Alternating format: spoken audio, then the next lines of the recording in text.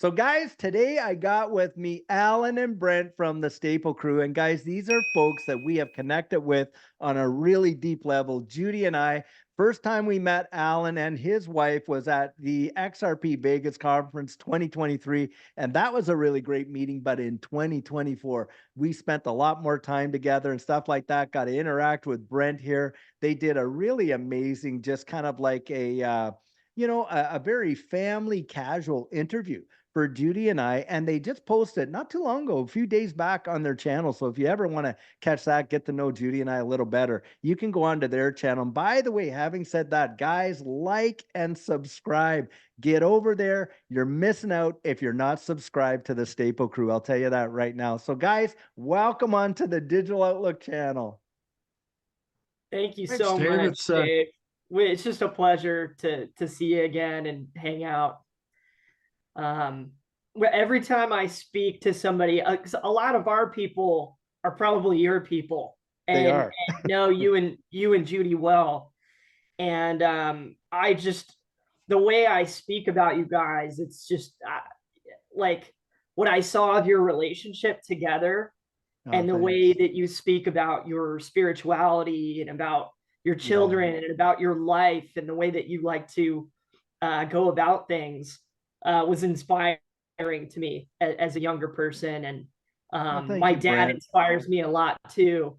And so Yeah, to I have, see that. I see that a lot. Like, it was funny. I was watching one of your shows the other day, and you and your dad, it was one of your Sunday chats, which, by the way, I enjoy. So you're out there and you said, well, hey, dad, brother, how you doing?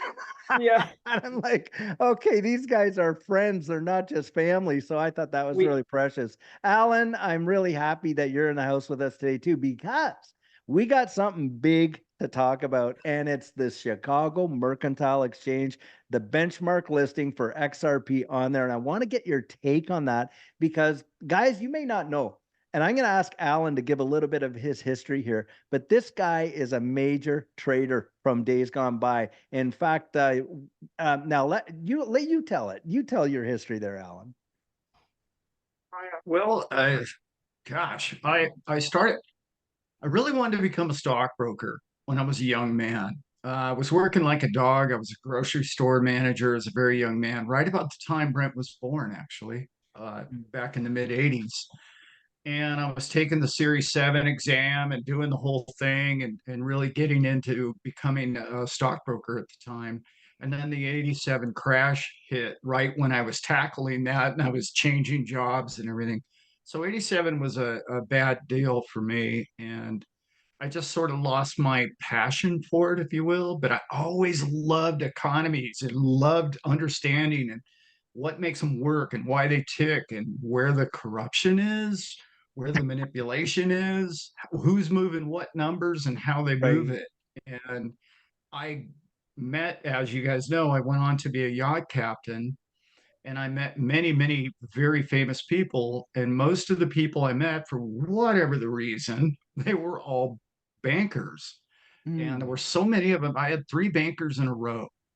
mm, And I would sit on the, as you do on a boat, right? You sit in the aft deck and you have a scotch and a cigar or whatever your drink of pleasure is.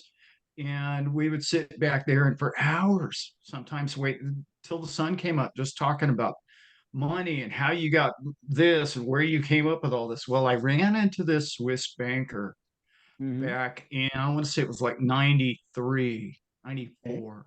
And Mm-hmm. he told me all of his kids, he had like eight kids, a very famous man actually, is one of two Swiss bankers that couldn't be on the same plane together. Okay. He's that, Okay. he's that Wow. guy because the Yeah. whole banking system would have collapsed if the plane went down. Wow. yeah, So he was telling me, all my kids are too young, but if I had one thing to tell you, because he and I really became close, if I had one thing to tell you, what I would tell you is I would become a Forex trader. And Mm-hmm. that's what I would do, honestly. When you master trading and that ability and understand global banks and foreign currencies and how they all move and the way they, with your ability to trade and your smarts and your knowledge of economics, I have a few books for you to read.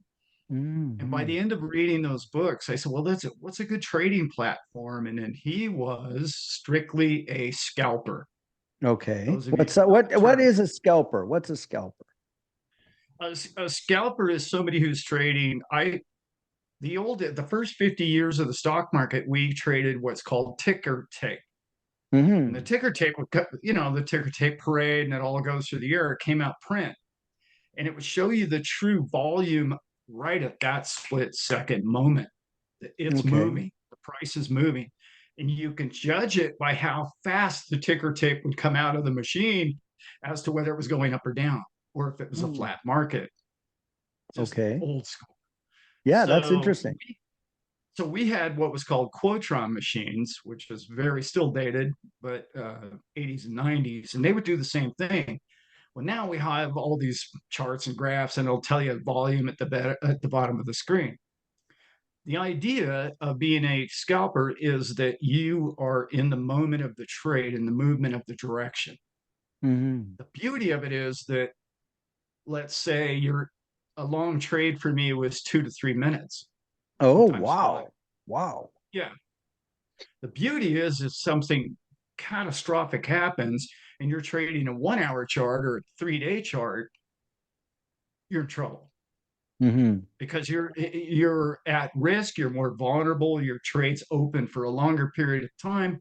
There's so many things that could go wrong. It Hmm. was the theory behind it.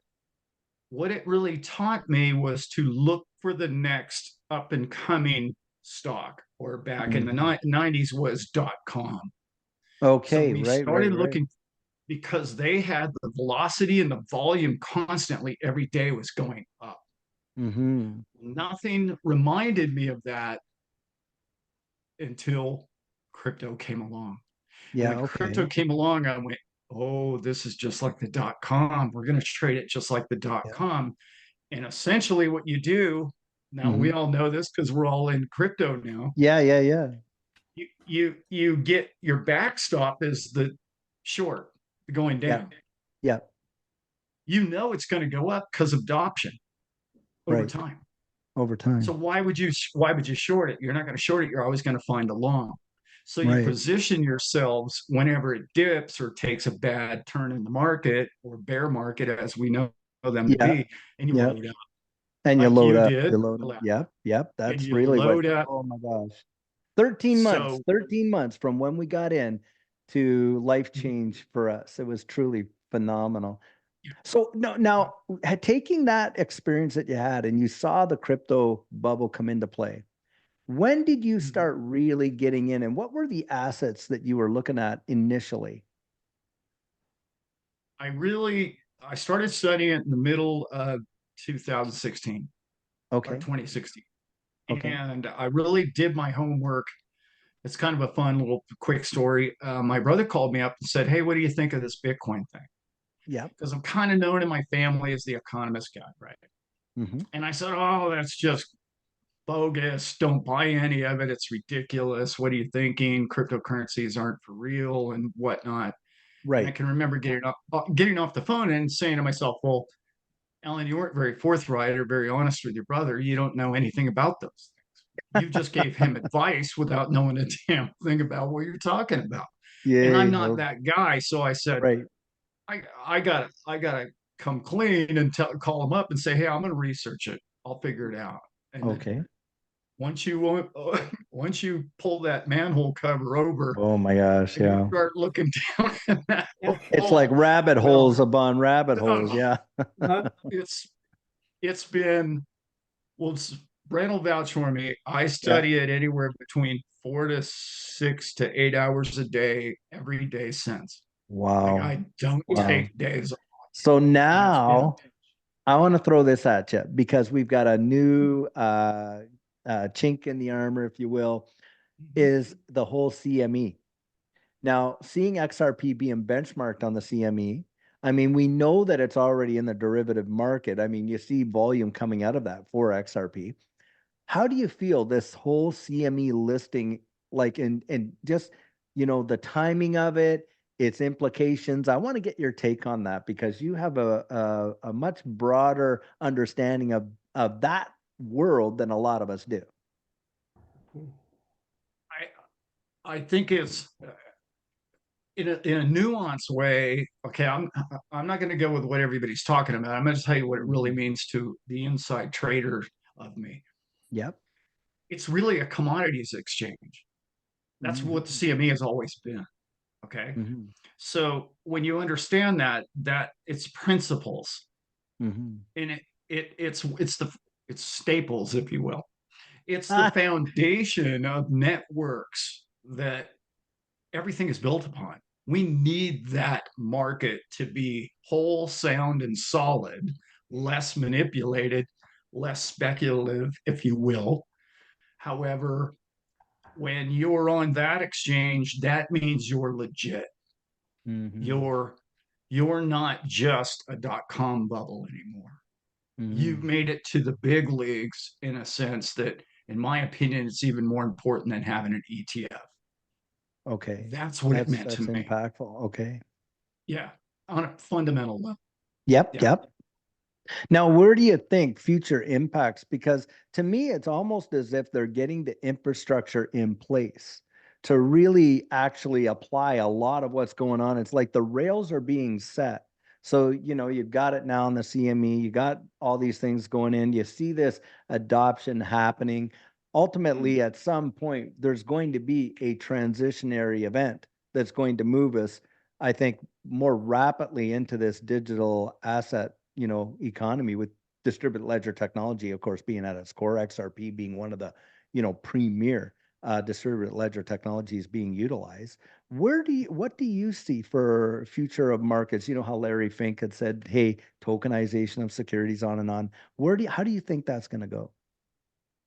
Well, first of all, I love your expression, the railroad tracks. It's on the tracks. Well, the tracks of all of those moving markets, and that you and I already understand, is XRPR is the tracks. Hmm. The RippleNet really is the whole key player here, in my opinion, because Hmm. it enables everybody to trade within themselves with your own token eventually, Hmm. and with your own stablecoin. Well, when you get to the point where XRP is known as, well, that's how you move things because it's cheaper, easier, faster, and it's the way that you're going to do things. And it Yeah. becomes the banking standard on the back end. Let's remember, Hmm. I don't know if you guys saw this news just the other day with the SBI and Franklin Templeton. Did you guys see that? That Mhm. Franklin Templeton is a massive mover of mutual funds. Yeah. Again, very much backed in the CME. Okay. Yeah. But they are also very big in ETFs. Okay. Well, why have they come out and said essentially, well, we're going to use XRP and we're going to communicate? And I believe they signed an MDA together, and they're going to use that network to communicate. Well, what's SBI, right? It's a Yeah. bank. SBI is massive in Japan. Yeah. Big bank. Yeah. Big bank. It's a bank, Yep. and now you have a trader. So when you Hmm. have the network of moving money from trade to bank, Hmm. this is the big game. That's the big picture, 40,000 foot look at how money moves and Right. how big money earns money on money. Right. It's not Wow. just the retail guy, which is something that you Hmm. and I've always known about XRP. Yeah. It's more bank to bank trade, Yeah, it's like you not being a bank. retail. I would No, agree. it's not. Yeah, a Yeah. lot of people think retail is what moves the price. It is not retail. I mean, an SBI Remit, which is a subsidiary of SBI International, SBI Remit is utilizing Ripple payments, which used to be on-demand liquidity, and they're doing in the Asian corridors there, and they're putting through billions of dollars of remittances and cross-border payments daily. And what it really does shock me in a way that a lot of people, kind of look into this space from a retail perspective are really oblivious to a lot of the big movers that are globally adopting and applying this technology. Something quite So interesting. So true. yeah, like There's go ahead. there's Yeah. an there's a number that's currently being loosely thrown around, and I really believe it to be the number. Mm, I think that you'll see something like XRP be an ETF when it reaches that $5 billion daily transactional level. right, This right. is I think just a, we hit 2.2 recently. Is that right? Or something like that? 2.2, that's 2. right. Yeah. Yeah. So we're getting there. We're getting In other there. words, yeah, like Ethereum wasn't even considered to, okay, it's not enough volume, not enough big players, not enough banks really want to play with it, not enough institutions want to own it or Mhm. move with it or think it's the future Sure. Yeah. until it hit what, 7, I think, Okay. daily transaction. When that Daily hit, they went, transaction okay, let volume, 7 billion. Yep. right. Mhm. And they were like, okay, let's do it. That's enough volume. It's a liquid enough, large enough pool for us to swim in, being these Yeah. big whales, if you Well, will. Brad Garlinghouse, I mean, recently we heard him say that he felt that, by the end of this year, we would see something like a $5 trillion market cap for digital assets. And then he said he clarified that, in another interview where he said probably, he underestimated that number. And, so to see some of these things in those big time market caps, I think, especially in the top 10. And I've always said that, look, XRP, despite all the opposition it's gotten and the FUD and everything else, right from inception, it's never left the top 10 for market cap. And so that is a big telltale. Now, Brent, I want to get you in on this conversation, and something recently came up in Yeah. just this last little bit, and I want to get your take on it. So we just were getting news out there that how Brazil, the country of Brazil, has just now, that they were in the background working this out for a little while, but they have just come out and said, listen, we are going to utilize our partnership. We have a partnership with Ripple here, and we're going to utilize that to tokenize our treasury bonds. Now, of course, when you're talking treasury bonds, you're talking about the tokenization of debt, really, is what you're talking about. And I Mhm. wanted to get your thoughts on that and how much you had heard about it, and what's your Yeah, take on it? I thought you covered it really well in your video too, David. Um, Shout out to our friend Sean, the legend. He sent me the news of this. And I had to do my homework. So Ripple partners with the NASDAQ, which is the National Federation of Associations of Central Bank Servers. Hmm. They announced a partnership to advance fintech innovation in Brazil. Like David said, they are tokenizing their treasury bonds. Hmm. So you get real time trading, right? If you're on XRPL, you've got real time trading, which I think plays into exactly what you two were just talking about. Legal legal tenders in the XRP ledger is what I heard you say on there, David. And Yeah, yeah, yeah. that to me, it's getting to all the levels. Hmm. So when all the levels, and this is what I wanted to say to you guys about it. Um, I used to think we're gonna have to do this whole crypto thing from kind of the outside in, with all the media and all the resistance, the perceived resistance in society that we've gone through for the last 15 years, 16 years with crypto. Is there, I want to ask you both this, is there even a chance now in your mind that every 1 and 0 that is out there in the system doesn't eventually just run through XRP at some point, Well, one I way think, or yeah. another? Is it that big Hmm. of a beast of a creature out there in the jungle?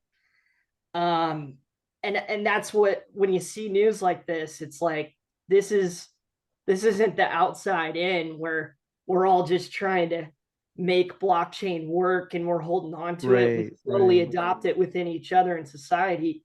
Now it's inside out.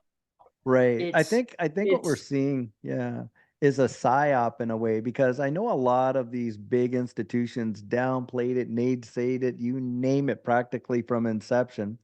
Meanwhile, we know that a lot of these nation states, look at Germany there, they had that 50,000 Bitcoin they just threw out there. I think that the the U.S. government holds over 200,000, at least openly acknowledging 200,000 Bitcoin. Now they're talking about making Bitcoin a strategic reserve, asset with the Federal Reserve. I heard Senator Loomis said that at the Bitcoin conference there. And I believe that if the curtain was really pulled back, I think that we would find out that a lot of these players, these governmental players that have just kind of poo-pooed this whole space, look, they're definitely moving forward with the infrastructure for central bank digital currencies net globally. Hmm. This revelation of Brazil tokenizing their treasury bonds on the XRP ledger, I don't believe that just came out of left field. I think that was probably years in the making. Yeah.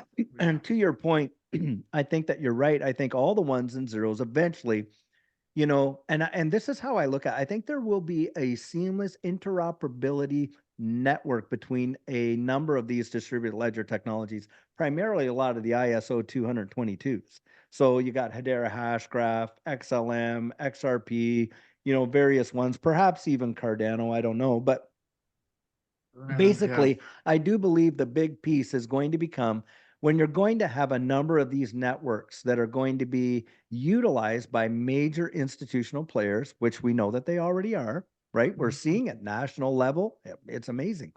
And Russia just recently, just this week, said that, hey, listen, they just put through legislation through their parliament to allow Bitcoin to be used as a medium of exchange.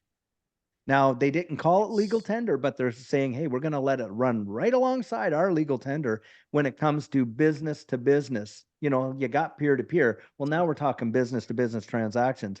And I suspect that it will not just be Bitcoin, it's going to be a basket of these assets. So, from Yeah, a for future sure. perspective, I absolutely 100% believe that yes, down the road at some point, the global economy is going to work on off of the rails of this distributed ledger technology.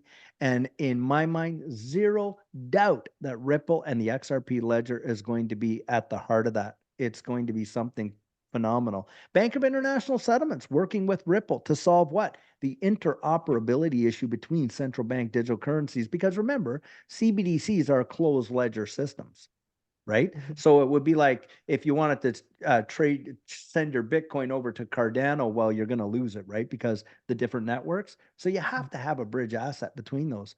Well, like you were saying earlier, Alan, I mean, XRP absolutely as a bridge asset. And in the Forex exchange, the US dollars acted as a bridge asset in the traditional system, right? So if you wanted to change, pounds for, maybe some pesos over here, oftentimes the pounds will get translated into US dollars, the US dollars to pesos, and then it would all settle out like that, kind of thing like that. And so I think XRP is going to be one of the hubs, if not the premier bridge asset. That's kind of my take on it. What about you, Alan? What are you thinking there? I agree. Most of us here in the XRP family have been Mhm. pretty lockstep on that. We get the picture. We see what's about to happen. There's a lot of talk about more of the retail, like we were talking about earlier, would be more like the XLM and the smaller transactions happening on Stellar. But the thing for me, with the real, gosh, other than the speeches and everything that happened this weekend, Mm. it's really been 6 months to a year, this whole year of just positive fundamental Mhm. news after fundamental news. Right, right. And something hit me really hard the other day when people were texting me from everywhere about the speech. And the one thing that I really put together was, can anyone name an industry, any industry, oil, tech, garment, whatever, okay, any of those, where they had a convention and two of the three presidential candidates were there speaking. Wow, good point. Very good point. That's huge. I'm Very good like, I point. don't know anybody, and then it's daunting. I don't really understand why Germany would get whatever it was, 44,000 of those Bitcoin. Mhm. It, Mhm. I know that their parliament's a mess and they're mixed up and they have different decisions and they can never agree on a lot of different things, as all governments do. but that strategically was really a blunder, in my opinion. Right. We, Brent and I, when we started our show, we were right when we started was when China banned mining. Okay, I And remember that. Yeah. yeah, and they are Yeah. reversing all of that as well right now. I don't know if you Yeah. guys have heard all that. They're like, well, wait a minute, what have we done? And our whole show was about they're gonna regret this. Right. I often And wonder it if those things weren't done coordinated, because that really affected.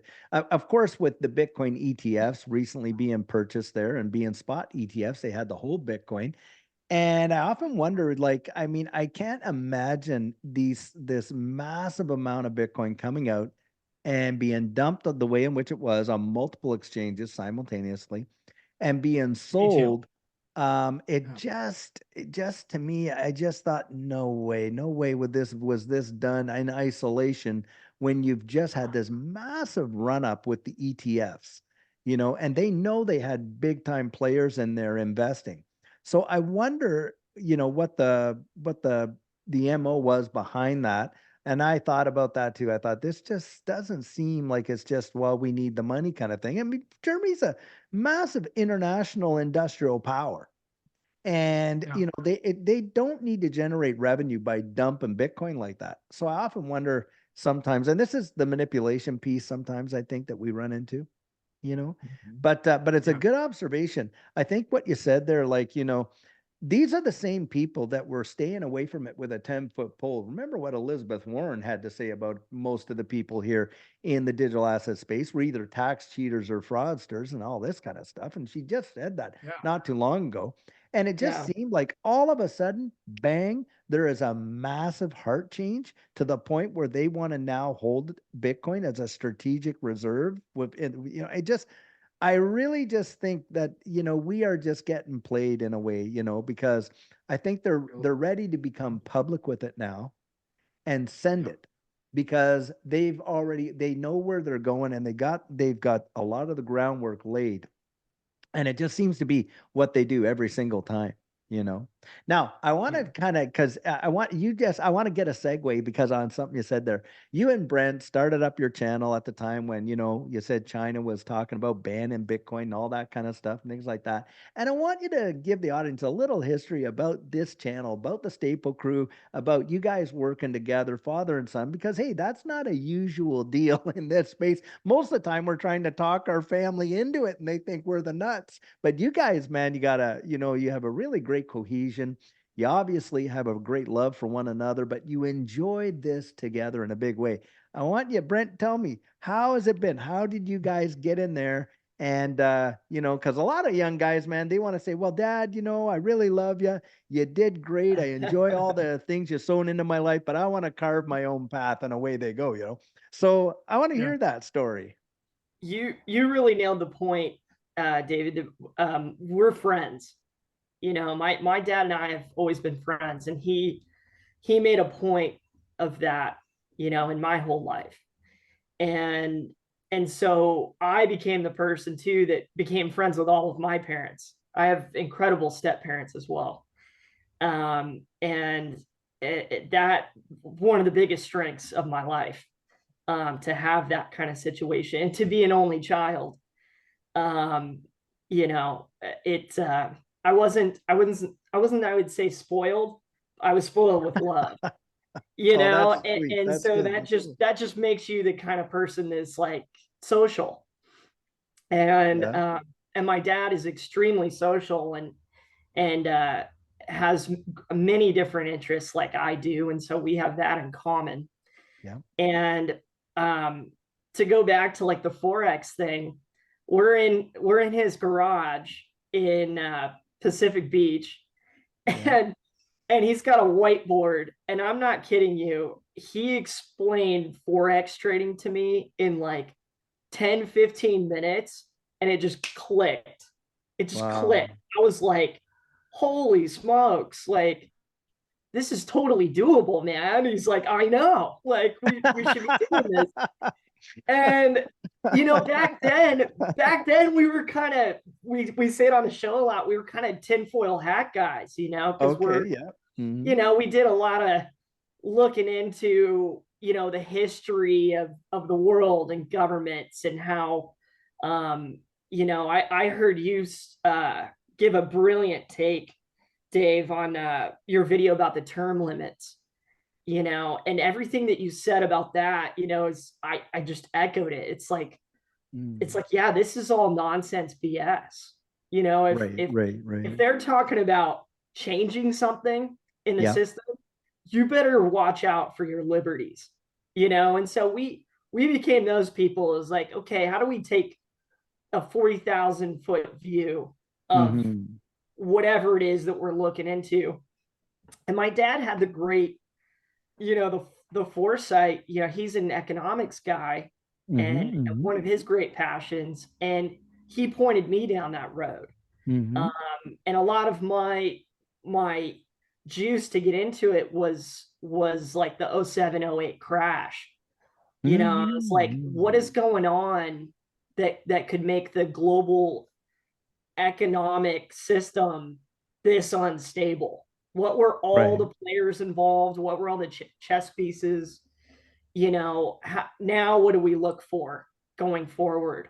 And of Mm-hmm. course, luckily, we happen upon things like blockchain, to where we Yeah. can hopefully, salvage it in a big way for humanity, or at least try to make it trustless. Yeah, a And so, trustless system with that. That's why we say in this space that, look, we're not trusted. We don't have to trust one another, even if we do, because we can trust the technology. So now, how did it go from there to the evolution of the Staple Crew? And where did that come from? Like, how did that get in there? How did the channel get going? Like, what really brought this together and launched this whole, kind of like journey that you've been on right now? Like, and you guys have done well. You've done, you've connected with people. People really love you. They resonate with, what you're doing, because you get on there and it's not like scripted. You just kind of go with it. I've seen you out there, Alan, with the dogs and stuff yeah, like that. You guys get together. You have a Yeah. great chemistry. So when did that really start to move for you guys? Like, how did you get into that? I want to hear your take on it, Dad. Let's just, I was trying to get I was trying to get Brent more motivated into crypto because I was all in on Forex and I sort of went from Forex and he didn't really take to that, but he sort of understood crypto. And I've always wanted, as most parents, I've always wanted a business with my son. And our whole life, we were like, well, what can we do together? Like, we're going to build fences, or no, we're not fence builders.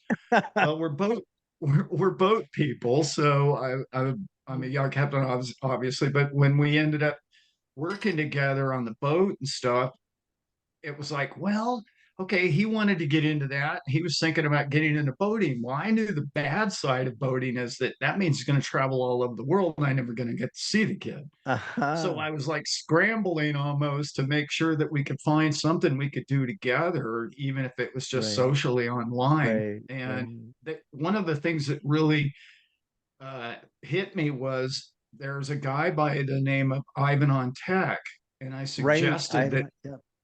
Yeah. I suggested that Brent take the course, and he did, and Mhm. he got it, and he knew crypto before that, but like that was really Brent really understands the back side of crypto a lot better than almost anybody I know. He gets Yeah. the blockchain fundamentals of it a lot Right, better than right. most people because of that school.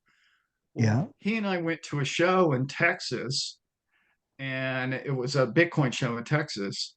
And we drove all the way there, and Hmm. we love to talk, as you might imagine.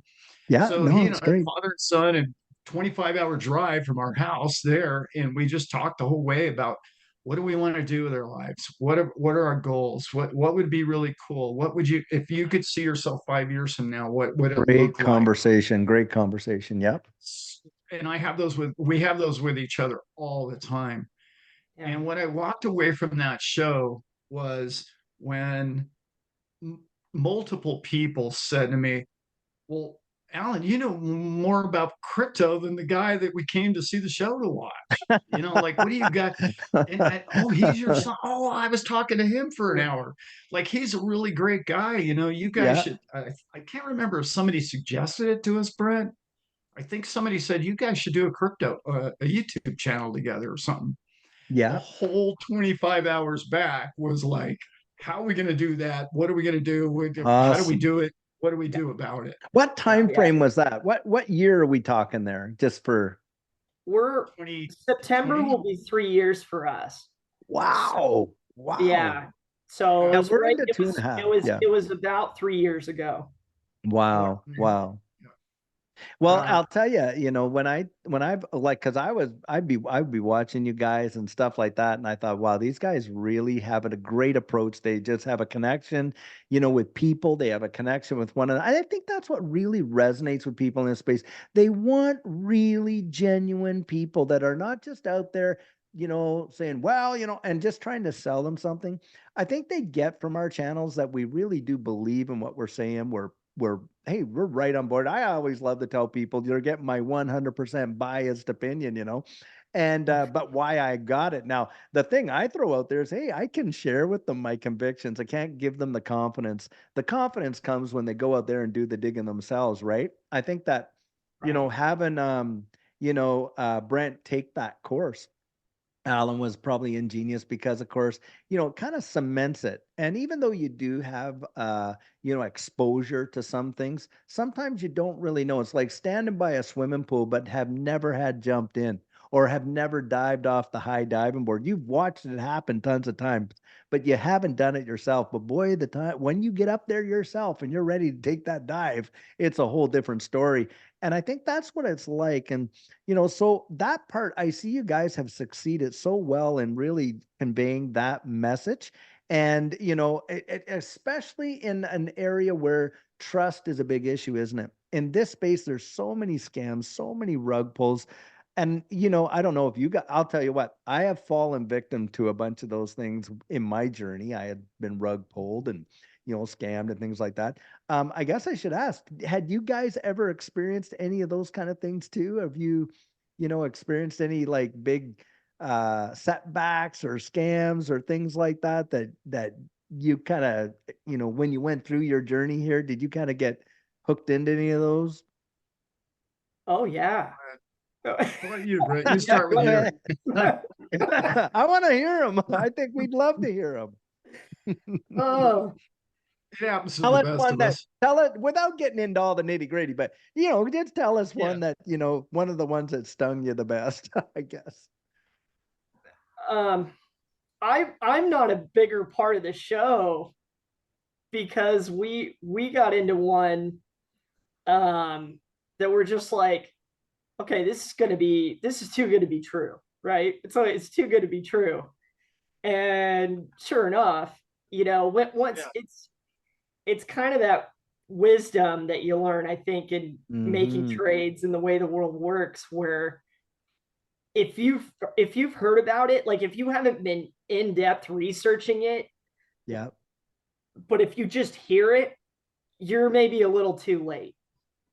Right. And in this Yeah. particular thing, we were way late.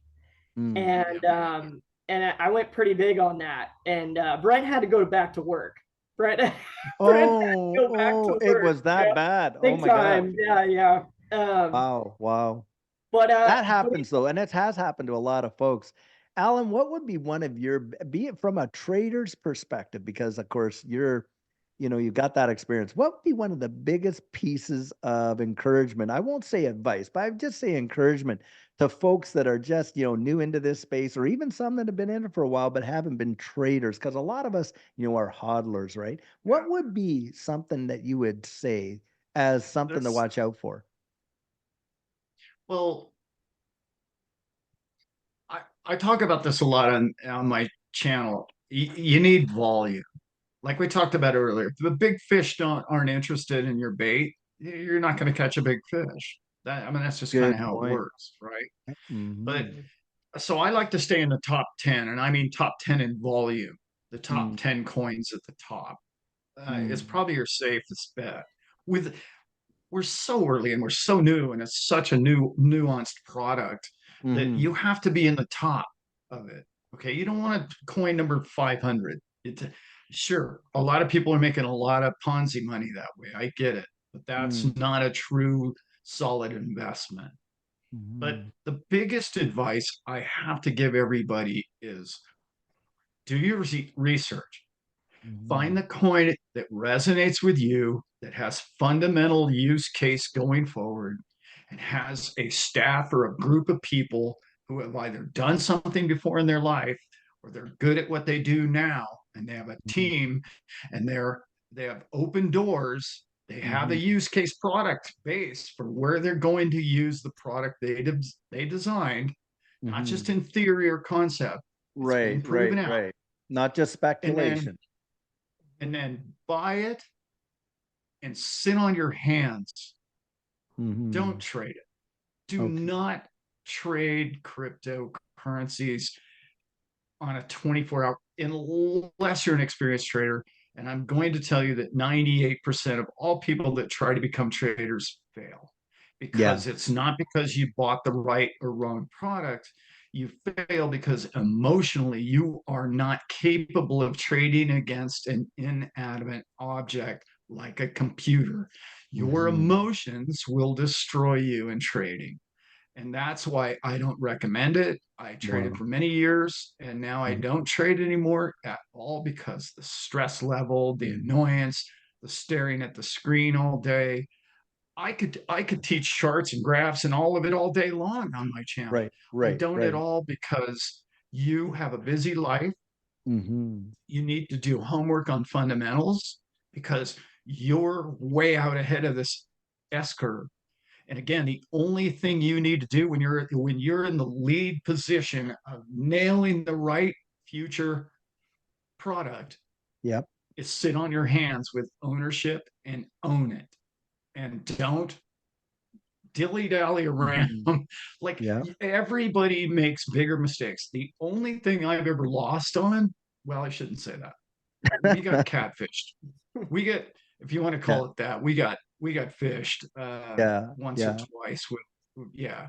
But Sure. the only thing I really lost on was, like Brent said, not knowing what I was buying well enough, getting Mhm. caught up in the hype, and then Yeah. not having it have a use case going forward. Right. Okay. I share of a experience similar to that. I don't know if you remember the Y coins that had come out, and they were all these DeFi coins, and it was, of course, off of SY or FYI, or Yearn Finance, YFI. So YFI comes out, it made people fortunes. Well, one came out after that called SYFI. And because I missed YFI, boy, did I ever FOMO in. And that thing turned out to be just nothing but a rug pull. And I think it's an observation. I think it's a great observation that you make. Most people think because they get on there and, oh, well, it's so easy, so easy. And then you got these exchanges offering a 100x leverage. And, folks will take all this time, they'll build up a big bag of crypto or whatever, and then they feel it's absolutely going to go in my direction, absolutely going to. And they get on there and they leverage it and they get liquidated. I mean, when you see some of these moves and you hear of 500 million in crypto being liquidated, I mean, that isn't, and most of that oftentimes is retail that's getting liquidated. I mean, you're right. We don't have the fortitude or the emotional intelligence, if you will, to beat these AI bots. And we know that the market is definitely filled with those. I think that's a fabulous observation. Now, guys, I want us to get into something really, really else something else that's really big right now. Of course, today is Fred Rispoli's, kind of prediction. Are we going to get a decision on the remedy side of this whole SEC lawsuit thing? So I'm going to throw out my conjecture here, and then I'll ask you guys, what you think. When I look back at when this lawsuit was slapped down on Ripple, and I believe you guys were in the space back then too, and we were certainly buying. And I mean, there was that big run up. Remember when everyone was wanting to get involved in the snapshot for the Flare finance and all that kind of stuff. So there was this FOMO from retail getting into XRP. No warnings from the SEC, nothing. That's how much they out to protect us retail investors, right? Jay Clayton walks out the office on his last day, and the SEC commissioner slaps the lawsuit on there, and on and on and on. Interestingly enough, yes, XRP tanked big time. Went down to like from 50 some cents to 17.48 cents, something like that. But just a few months later, as we know, 4 months later, I think it was in April, it was $1.97 with a newly freshly minted. I love to bring this out. SEC lawsuit on it, all that uncertainty, delisted from all the exchanges in the US, save uphold, da da da da da. Still does a 12x, which under that kind of scrutiny is truly phenomenal, I think. Needless to say, right now we're looking at this potential decision, this remedy phase. Now, I often think if the remedy comes out higher than what some folks expect it to be for Ripple to pay, that it'll have its negative impact and, maybe we'll see a dip down in the price. But long term, I personally don't think that that's going to hold XRP really back from in a big way, regardless. So a lot of times, I think a lot of wagons are being hitched to this whole remedy kind of thing. Now, that's just my thinking. I don't think that the SEC is going to get 1.95 billion that they asked for, but I also don't think Ripple's going to get their 10 million. And in terms of timeline, if it doesn't happen, today, which hey, I hope it does. But if it does, I think it's going to be soon, probably within the next 2 months at least. What are your thoughts on where we're at with that? Because I know that's a big part of this whole XRP ecosystem. Got a Um, thought on that, Brent? yeah, real quick, like I was talking about like inside out. Um, and I heard you say it earlier, David, where are all the players in? Are all these partnerships that Ripple is building across the world, are Mm-hmm. all their partners on board? And I feel like is there a connection, guys, between flipping that switch off, okay, case over, and okay, we're ready to go. We're Mm-hmm. ready for this thing to make the price jump that it'll make, to make the Mm-hmm. news that it'll Good make, point. to get out there in the world now. Is that one of those dominoes yet to fall? That's just my thought on it, Dad. You guys know about it a lot more than I do. No, that's good, Brent. I think it's a great observation because you're right. There is that possibility that, look, what if this gets kicked, the can gets kicked a little further down the road because they're just not ready to do everything they want to do. So that's a possibility. And if they are ready, are they ready to go now? Is it go time? So yeah, I like that. Go ahead, Alan. What's your thoughts on it? I really don't think the number's significant, really. I've never really felt like it was significant. I really kind of felt like, well, they've got a couple $100 billion laying around anyway, so it's not like they can, right? Yeah, they can They afford it. they they can afford it with virtually no overhead, which is amazing. Mhm. Being from the old business model, it's like crazy the amount of money they have. Yeah. So for me, I don't think the number's going to be all that significant. I would go ahead and get it done, but I really see the SEC losing ground lately. I mean, with the Mhm. speeches over the weekend, the first thing the guy says is, "I'm going to fire Gary," and none of the got a standing ovation, by the way. Yeah, I guess so. Um, Everyone yeah, hates. and right. So, and then there's so many people out there right now too that I don't think they've been through a lawsuit like this. Hmm. I have, and Okay. it's so anticlimactic at the end. All of a sudden, it's like, well, we forgive you of everything, and somewhere, there'll be a fine print that basically says, oh, they weren't charged with anything, and they only paid $20 in a fine, and and then it's a nothing burger, It and becomes that moot. I really think that's what we're going to end up with here.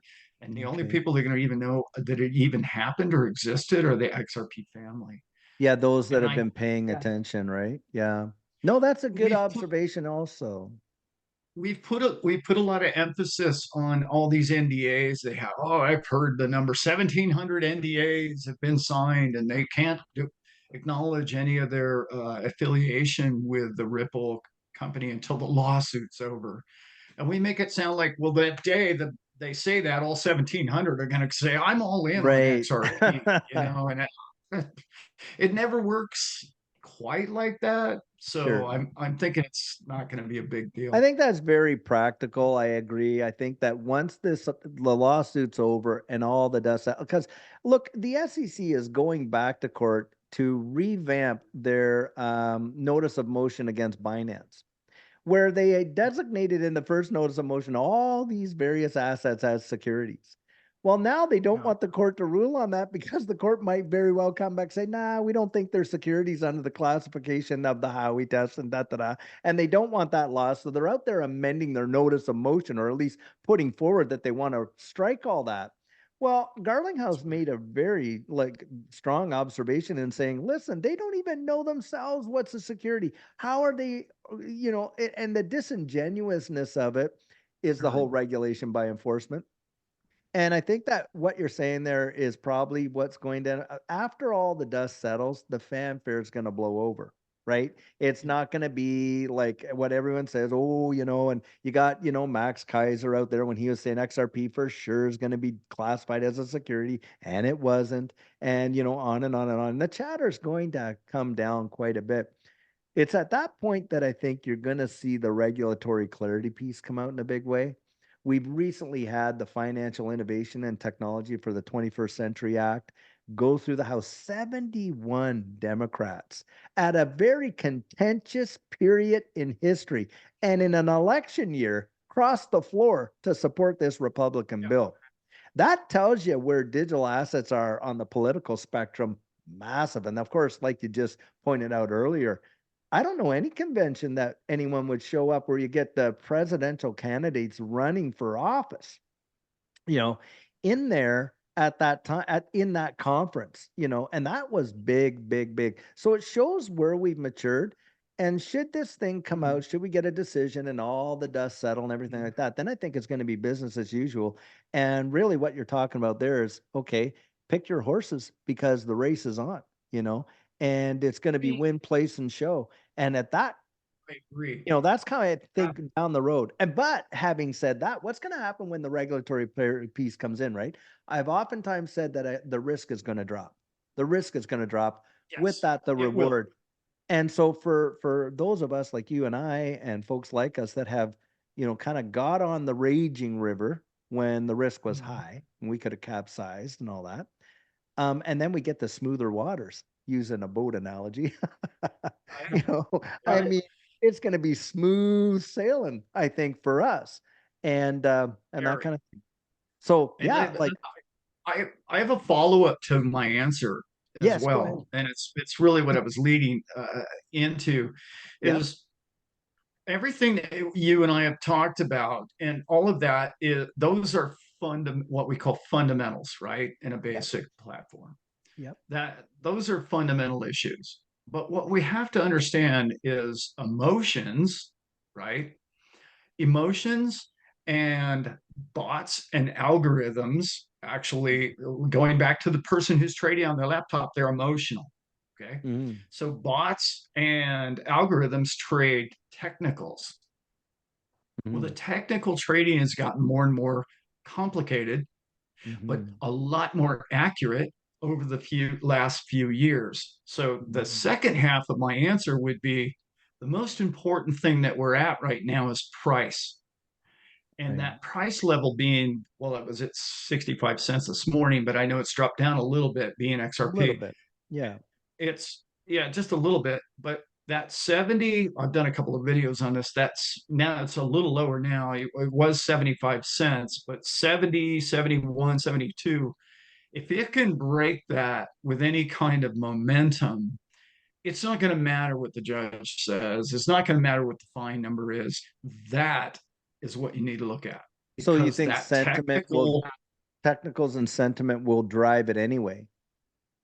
it will because these thousands of bots are looking at thousands of cryptos to trade constantly, and it's just going, Perspective. oh, it doesn't have an emotional experience with XRP. It simply sees, Yeah. oh, this thing has been in a 5-year declining wedge, and it's Right. looking at it going, well, about to break out of this. And when it does, every time that happens, it's at least a 30x move.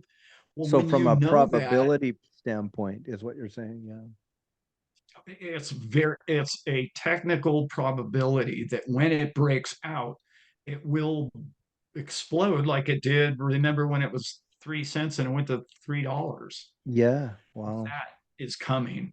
Yeah, Boy, do because it's I pent want to, up. we all want to 100x this thing. That's for Woo, yeah. what I always used to think is, and I throw it out, for everyone that's buying XRP. So let's say XRP does get to three figures someday. I don't know when or how long it would take, but let's say it does. For everyone selling their XRP at $100, someone's on the other end of that transaction buying it, right? And you got to think, okay, what's in the mind of the guys who are picking it up at $100? Well, I suspect they're thinking, well, I sure hope it goes to 200, 300 at least. But for those of us that bought it under 50 cents and 60 cents, it's like, is it going to make a difference? That dime move, going to make a difference in the long haul when you're selling it at, if you do sell it at 10, 20, 30, 40, 50, $100. I don't think the 10 cents between 50 and 60 cents is really going to matter to most folks, you No, know? no. Well, Yeah. We it's have about people in the quantity. crew coming to us, asking, it's like, I'm planning out my moves. I'm making my plan. We just had somebody message us. It's like the plan is to, once we're over $10 here, I'm looking at selling off maybe 18%, and that 18% is going to set my family up for life. Right. And as the guys here that are we just want, Mhm. the best for everybody in our communities. If you're only having to sell off 18% and you're still able to ride with 82%, Mhm. it's like, I don't want to tell you one way or the other, because that's your plan and you got to execute it. Yep. uh, but I mean, if you're gonna be able to take care of your family and the people around you, and live Right. the life that you want to live, um, and you can get there by $10. I mean, that's that's It's going to incredible. happen. It's Yeah. Yeah, yeah. incredible. No, I agree with that, Brent. That's a very mature way to look at it as well, because, a lot of people are out there saying, "Oh, never sell your XRP." Well, Right. I try not to put that on people because everyone's circumstance is different. What if somebody's, got medical bills to pay? Or, maybe they're in their later years, their 60s, 70s. I mean, hey, man, Alan and I were probably on the home 20, right? If we lived to be, 100 or whatever, maybe. But you know what I'm Yeah. saying, right? And so everyone's coming at it from a different point of view. I don't know how many bull runs I got left in me and stuff like that. So yeah, we have some targets. Now we have bags to hold and bags to sell. We've been in it for a good while, like you guys have, and stuff like that. And Mhm. one of the things that we've also done is it's not just the accumulation of wealth, that side of it, but the preservation of it. So legal structures, family trusts, this kind of thinking that, for a lot of retail investors are not, they've never had to be exposed to that really, because, they've been, W-2 earners, and they've, been managed their money and this kind of thing. But when wealth comes upon you, it's a very different experience, and it can quickly escape you as well if you're not careful, right? Because, you get out there, you want to bless your family. I get that. Maybe you've told your buddy over here for 6 years, oh, you need to get into crypto, and he doesn't do it. But now that you're loaded, your ship is proverbial come in, and you're hanging out, it makes you feel a little uncomfortable because you can do things he can't. And, you're thinking, well, he's such a good guy. I'll buy him a truck. You know what I mean? And then within 18 to Yeah. 24 months, you're right back to where you were. I mean, That's right. Yeah. Yeah. minus maybe a mortgage or something like that, but from a cash flow basis. Yeah. So how have you guys done that? Have you thought through, like, and I know Alan, your wife's a lawyer, and I'm sure you guys have thought this through. What do you think about legal structures and, helping folks to kind of think about, preserving that wealth and things like that? It's really been the focus of our show for the last couple of months, I would say, because like we've spoken during the show, the fundamentals and everything in the presidential candidates, and this is inevitable. This isn't Mhm. like, oh, I'm gambling. This is Right. an inevitable event that you're going to have, again, minimum of, I'm not predicting, but 30 to 50x, depending on the coin you have. Mhm. And again, some people crypto are a little jaded. You 10x your money and it didn't make a significant difference in your life. Well, I don't know what kind of investments you've made in your lifetime, but Yeah. it should have changed something in your life. Something. Yeah. Well, something. So what I'm trying to focus on is, what do the wealthy do? What have I learned from the wealthy for 30 years? How do they handle their money? How do they keep from getting broke? How do they go, most wealthy people, sure, your actors and your sports athletes tend to go broke all the time, Hmm. right? But the wealthy don't. Well, they Hmm. must be doing something a little bit different. Well, that's really been my forte over my lifetime, is picking, their brain and understanding what they do and how they do it. Well, I've Hmm. really worked on a couple of different things about how to become your own bank, how to become your family trust, working on different family trusts. Not all trusts are the same. There's 1,000 different kinds. And Right. do not just go to your lawyer and accountant and ask for a trust. It's really a bad move. You have Hmm. to have somebody who understands crypto, and you have to have people that get it and they Hmm. understand the tax ramifications of it, because we're about to go into that. They're about to pass 1 million bills coming Oh after yeah. you and I, because In the we're the in new this digital rich. space, yeah, because we're gonna see some Yeah. big, and they know it. Yeah, I think that's also a Yeah. big tell too, is because they do know that. Yeah. Yeah. So I really, that's been my focus of my show lately, is because I already know what the assets that my clients, the people that follow our shows, David, we already know what they own. They Yeah. tell us all Yeah. the time in the Tell us. comments. Yeah. Hmm. And Yeah. some of these people, I met a guy, we were walking through the XRP show, and I was Hmm. talking with another show, Brad, Hmm. I'll use his name as Brad. And Brad and I were walking through there, and he points at this guy and he says, "See that guy right there?" I was like, "Yeah." And he goes, "That guy has millions of XRP." And he just Hmm. looked like just Joe Sixpack walking around, talking with everybody. He has millions. And I was like, wow, there's going to Wow. be people that are going to do very Yeah. well with Yeah. this Yeah. coin. Yeah. Mhm. Yeah, Yeah. very well. No, I think So that's $10. true. Yeah. Oh, Yeah. yeah, for sure. I mean, let's say a person held, for every 100,000 XRP, $10 is going to make them a millionaire. And Oh, $10 yeah. XRP is not something that's so outside the realm of possibility, because last go around, hey, it did a 12x under all that scrutiny. I think, what is it at, 60 some cents now? A 12x puts us at what, 750. A $10 XRP is not something that we can't imagine, right? And so, and there are a lot of folks out there that I have spoken with that have taken these number of last years to accumulate. Now, hey, granted, a lot of people haven't, but even if someone only had 10,000 XRP, $10 is 100 grand. Well, even if it's not this bull run, it may set you up for something else down the road, right? Or help to pay that mortgage down way faster than you would before. So that to me is life changing, in a way, because it really does bring a difference to your life.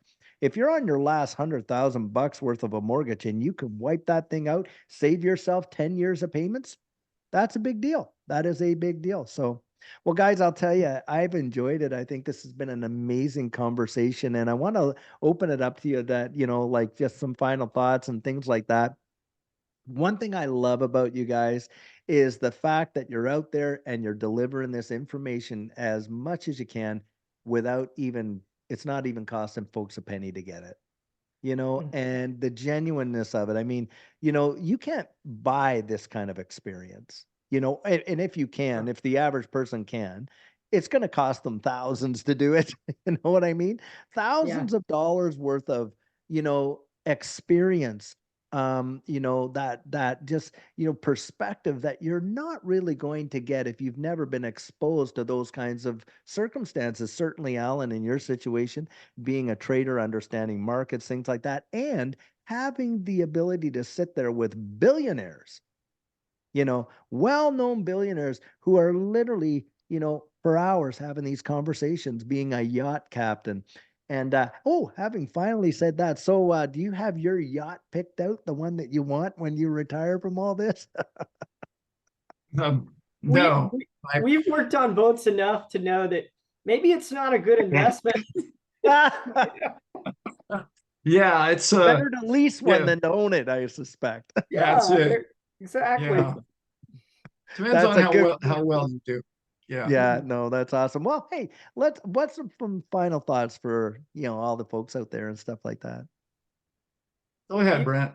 you guys made me just think about in that conversation, a fool and his money are soon parted.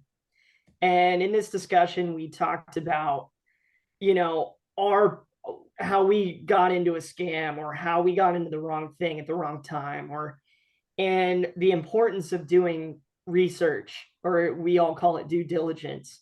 Yep. And I dodged something in the last 6 months where I had the opportunity to finally, as I learned at Ivon Tech, and they taught us about trading and crypto, and I had one of those opportunities. But like, my dad has taught me, it's you do your research, and I researched into that opportunity, and it was created by very well-known scammers. Um, And and it was like, and I tried to raise the warning flag, it's and great.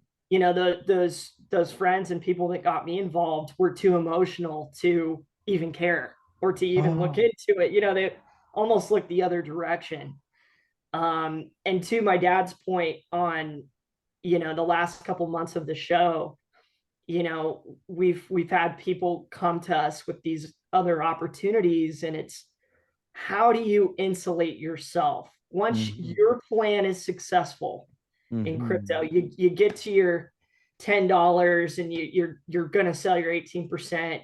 What are you gonna do with the 82? How Mhm. are you going to insulate that from, potential regulations? How are you going to insulate yourself in investments and protecting that money, that Mhm. crypto?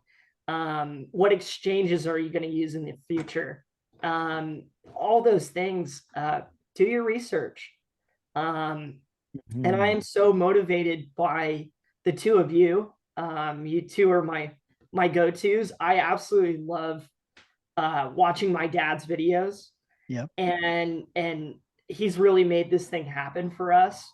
And I just, to see him really come into his own with it, and what he shares openly. Same with you, David. I'm so glad that we found you and your channel. That I can tell you two are guys that you're not trying to sell people on something. You're sciencing it yourselves, and you're doing your research yourselves, and Yeah. you're offering up that information freely so that your community around you can also thrive at the same Mhm. time.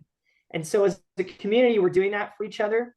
But as individuals, just remember to keep researching this and try to stay a step or two ahead of it wherever it's Mhm. at. Mhm. No, that's very, very wise counsel, I would suggest for sure. I really appreciate that. Alan? I like to say this a lot, and you sort of touched on it earlier, but to the people out there, you've done your research, you've chosen your projects, you own them now. You are an owner of the future of technology. Mhm. Dave and I may have helped you or said some words that inspired you, and you were inspired, and you made the decision to push send, and you bought Mhm. those coins. And those coins are going to change your life. One man's opinion. It's going Mhm. to change your life. It could potentially change generations of your family. Yep. And I want you to take responsibility of it. I want you to be prideful of what you've done. You're one of the few people in the planet that got it, understood it, followed through with it, and you bought it. And then I say this sometimes in my show, but one day your grandkids are going to be sitting on your lap, Mhm. and they're going to sit on your lap and they're going to say, well, grandpa, grandma, how did you know to buy XRP? Or how did you know to? And you're not going to say, Dave and Alan told me to. Yeah, that's You're right. going to say, you're going to say, you know what, honey? I bought it because I did my research and I understood what I owned, and I could see the future, because the future I'm an entrepreneur minded person. And I did the research and I made the decision on my own. I did it. I didn't even get help. Dave and Alan helped a little bit in guidance, but you don't ever give your credit away for the achievement that you've done by purchasing this crypto. This is an amazing time to transfer your position in life. And they don't, as Dave will tell you, not doesn't come around every decade. That's for sure. That you have that opportunity. So be happy with what you've done with yourself. I'm Yeah. proud of all of it. Yeah. No, that was awesome because, you know, I oftentimes will say too, look, I'll never make an investment based on someone else's conviction, you know? And I think that's what we're saying. YouTube's great for confidence. By the way, guys, I just appreciate and value you so much. You add so much to this community and you don't get the recognition as far as I'm concerned that you genuinely deserve in this space. And I really hope I am just rooting for you to see you guys just explode onto the scene. I know you got some other interviews that you're going to be doing, and I think it's going to be fabulous for a lot of this community to kind of get introduced to the Staple Crew. What you guys bring to this ecosystem truly has been just a big plus in my estimation for sure. And I want to thank you for coming on, both you guys, Alan, Brent. You guys are fabulous, and I can't wait for when we get to connect together in some of these other conferences too. So, guys, thank you so much. I really appreciate it. Love you, Thanks, brother. Dave. It's been a pleasure. Send our best to Judy. I will. Yeah. All right, guys, take care.